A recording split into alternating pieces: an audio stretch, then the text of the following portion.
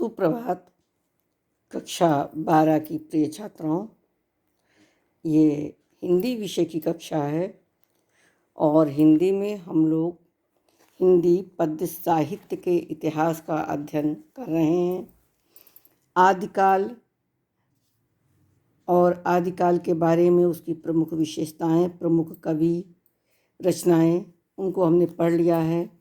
अब आगे आज हम लोग भक्तिकाल का अध्ययन करेंगे। हम आपको सब संक्षेप में समझा देते हैं और आपको पूरी फ़ोटो खींचकर भेज देते हैं। आप लोग एक बार उसको पढ़ करके उसके बाद उसके प्रश्नोत्तर करिए। मैं ये आपको बता दे रही हूँ। देखिए, भक्तिकाल हमने आपको बताया कि हिंदी पद्य साहित्य के इतिहास को 4 भागों में विभाजित किया गया है: आदिकाल, भक्तिकाल, रीतिकाल और आधुनिक काल। आदिकाल के बाद जो दूसरा आया है वो भक्तिकाल या पूर्व मध्यकाल, और जिस काल में मुख्यतः भागवत धर्म के प्रचार और प्रसार के परिणाम स्वरूप भक्ति आंदोलन का प्रारंभ हुआ, सूत्रपात हुआ था, हिंदी साहित्य के इतिहास में उसे भक्तिकाल कहा गया है। और भक्ति भावना लोक प्रचलित भाषाओं में अभिव्यक्ति हुई है इसकी। इस युग को हिंदी साहित्य का पूर्व मध्यकाल भी कहते हैं। आचार्य रामचंद्र शुक्ल ने भक्ति काल का काल निर्धारण जो किया है वो 1813 ईस्वी से, यानी संवत 1375 ईस्वी से 1643 ईस्वी, यानी संवत 1700 ईस्वी तक।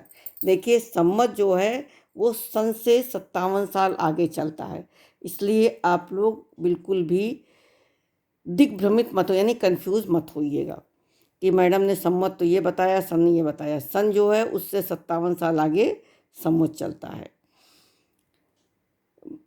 ये यानी 1318 ईस्वी सन संवत 1375 विक्रम से सन 1643 ईस्वी यानी संवत 1700 विक्रम संवत तक चला है, यह रहा है। और भक्ति काव्य की परंपरा परवर्ती काल के से तक ही प्रभावित होती है।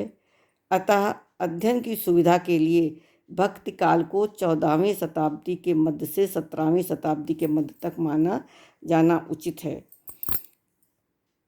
विदेशी सत्ता प्रतिष्ठित हो जाने के कारण देश की जनता में गौरव, गर्व और उत्साह का अब अवसर नहीं रह गया था और अपने पौरुष से हताश जाति के लिए भगवत भक्ति ही एक सहारा था। युग दृष्टा भक्त कवियों ने देश की जनता को संभालने के लिए जिस काव्य गान का सहारा लिया वो भक्तिकाल का शुभ आरंभ परिणाम स्वरूप हुआ। इसकी राजनीतिक स्थिति कैसी थी? उस समय दिल्ली के सुल्तान मोहम्मद बिन तुगलक, जो 1325 से 1351 में जिनका राज्यकाल था, शासक वंशों में सत्ता प्राप्त करने के लिए विद्रोह होते रहते थे और शेर शाह ने सैन्य योजना सुगठित की थी, जिसका लाभ अकबर ने भी उठाया था। और मुगलों ने अकबर का राज्यकाल सभी दृष्टियों से सर्वोपरि रहा। हिंदू मुसलमान के समन्वय संबंधी प्रयत्नों में शांति और व्यवस्था की स्थापना क्षीण हो चुकी थी। जागीर और शाहजहां ने भी कुछ अकबर का अनुसरण किया था। इस प्रकार से ऐसी अवस्था में वीरों के प्रशस्ति गीत अपने प्रभाव पूर्णतया खो चुके थे और ईश्वर का सहारा ही एकमात्र सहारा रह गया था।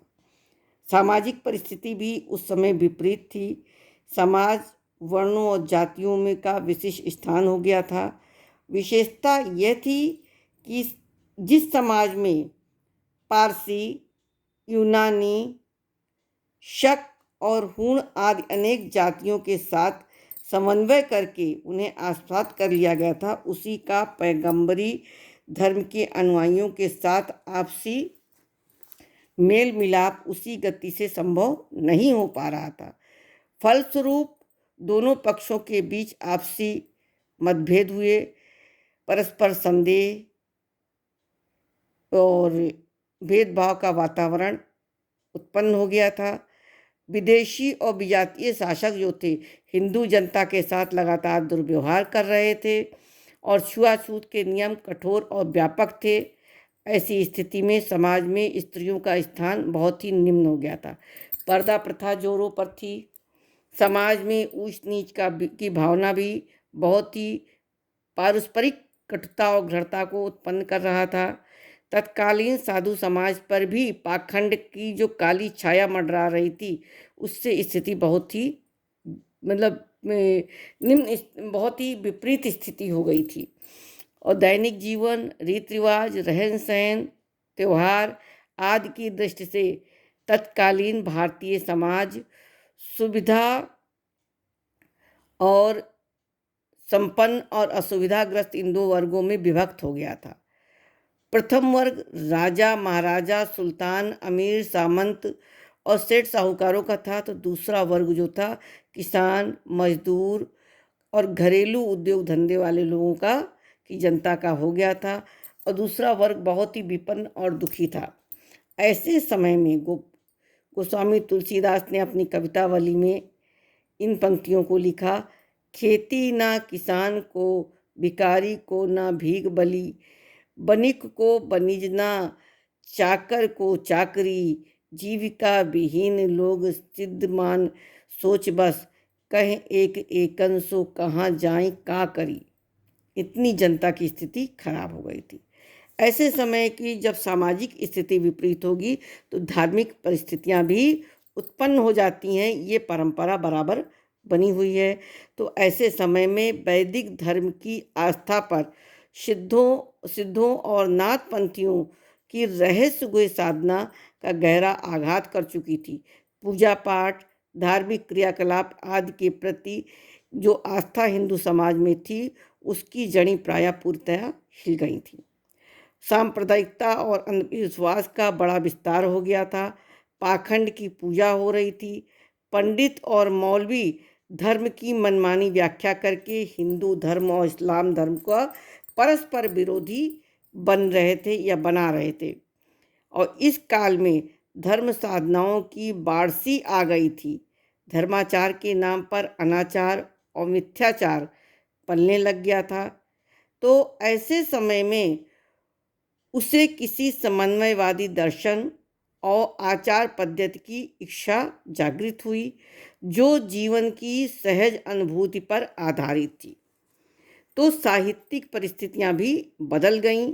और साहित्यिक परिस्थितियां क्या हुई कि साहित्य की समृद्धि की दृष्टि से भक्ति काल हिंदी साहित्य का इसीलिए स्वर्ण युग कहलाया, क्योंकि उस समय भक्ति से संबंधित गीत लिखे जाने लगे, दोहा चौपाई लिखे जाने लगे। भक्ति की जो पुनीत धारा इस युग में प्रवाहित हुई, उसने अभी तक जनमानस को अप्लावित कर रखा था। ब्रज और अवधी दोनों भाषाओं में काव्य रचना हुई। सूर, तुलसी, कबीर और जायसी जैसे कवियों ने इसी युग में जन्म लिया था। भक्ति आंदोलन कैसा रहा? और उसी समय भक्ति आंदोलन प्रारंभ हो गया था। इस भक्ति भावना को जनजीवन में व्याप्त करने के लिए वस्तुतः हिंदी की परिनिष्ठित अपभ्रंश, प्राकृत आभास आदि से अलग हुई और इस युग में भक्ति भावना संपूर्ण देश के युग चेतना में परिव्याप्त हो गई। और ऐसे समय में मध्यकाल में हिंदू, जैन, बौद्ध, पारसी, यहूदी, ईसाई, इस्लाम प्रमुख धर्म थे और परस्पर संपर्क में रहते थे। इन दिनों हिंदू और इस्लाम धर्म प्रधान धर्म था। वैष्णव धर्म मूलतः भक्ति प्रधान था। सूफी इस्लाम धर्म की एक शाखा थी, जिसकी उपासना पद्धति में प्रेम की इन धर्मों में अनुयायी जो प्रधानता थी, उसमें भगवान को निर्गुण समझा और किसी ने सगुण। उन्होंने क्या किया, उपासना जो की उसमें दो धर्म हो गए, उसमें दो शाखाएं में विभाजित कर लिया उन्होंने। किसी ने ईश्वर को निर्गुण माना, कण कण में व्याप्त मान लिया, और किसी ने ईश्वर के साकार रूप को करके सगुण की उपासना की। तो इसमें उसे ज्ञान से जो प्राप्त करना चाहता था, कुतो विशुद्ध प्रेम से। इन धर्मों के अनुयायियों द्वारा भक्ति काव्य की उत्कृष्ट रचना हुई और इस प्रकार भक्ति साहित्य का विपुल भंडार समृद्ध हुआ और भक्ति एक साथ कई धाराओं में बंटकर प्रभावित हुई। निर्गुण भक्ति धारा और सगुण भक्ति धारा इनको कहा जाता है। पहले निर्गुण भक्ति धारा, जिस भक्ति, देखिए हिंदी में भक्ति काल को दो धाराओं में विभाजित किया गया। ये परिस्थिति, राजनीतिक, सामाजिक, धार्मिक, साहित्यिक परिस्थिति मैंने आपको समझा दिया। अब इसमें देखिए भक्ति आंदोलन के बाद जो हिंदी साहित्य के भक्ति काल का रूप उभर के आया, वो दो धाराओं में बटा था। एक निर्गुण भक्ति धारा, दूसरा सगुण भक्ति धारा। तो सबसे पहले हम निर्गुण भक्ति धारा को समझते हैं। जिस भक्ति भावना में भगवान के निराकार रूप की आराधना की गई उसे निर्गुण भक्ति धारा कहा गया। और जिन कवियों ने हिंदू मुसलमानों के बीच की कटुता को कम करके उन्हें एक दूसरे के समीप लाने का प्रयास किया, वो निर्गुण साधना के पर बल दिया। उससे निर्गुण भक्ति की भी दो शाखाएं थीं, प्रेम मार्गी शाखा और ज्ञान मार्गी शाखा। तो जो ज्ञान मार्गी शाखा थी, इसकी उपासना में ज्ञान और प्रेम पर आधारित था। भगवान के स्वरूप का तात्विक और अपरोक्ष साक्षात्कार तथा उसके प्रति अनन्य और सहज प्रेम ही निर्गुण उपासना का मूल स्वरूप रहा है। और भक्ति काल से पहले के जीवन में जो एक ओर व्रत आदि की रूढ़वादिता थी और दूसरी ओर रहस्य गुह्य साधनाओं की जो जटिलता थी, उनसे मुक्ति केवल सहज प्रेम, ज्ञान और सरल तथा सदाचारी जीवन दर्शन से ही मिल सकता था। यह कार्य निर्गुण भक्ति ने किया और यही कारण था कि इस युग में सहज अनुभूति की कविता के जनमानस की भाषा की अभिव्यक्ति हुई। ज्ञानाश्रयी शाखा में भगवान के अवतारों की कल्पना का निषेध है, यानी उन्होंने भगवानों के अवतार को नहीं माना है, केवल निराकार ब्रह्म की उपासना किया है। और इस ज्ञानाश्रयी शाखा के प्रधान कवि कबीर हैं। वे स्वामी रामानंद के शिष्य थे। इनकी भक्ति भावना में बाह्य आडंबर, तीर्थ, व्रत, रोजा, नमाज सभी का खंडन हुआ है और भगवान को अद्वितीय ज्ञान और शुद्ध प्रेम से प्राप्त करने का संदेश मिला है। भक्ति भावना की अभिव्यक्ति इनका प्रमुख उद्देश्य था और वे अनुभूति ही काव्य बन गई। इस धारा के अनंत संत कवि नानक, दादू, मलुकदास और रैदास भी थे। ये हम आपको केवल आज ज्ञान मार्गी शाखा तक पढ़ा रहे हैं। इसके आगे का हम अगली कक्षा में पढ़ेंगे। और बच्चों, इसको आप लोग बहुत ध्यान से पढ़िएगा क्योंकि इससे संबंधित प्रश्न आपकी पाठ्यक्रम में हैं और पेपर में ज़रूर आता है, इसलिए इसको ध्यान दीजिएगा। धन्यवाद।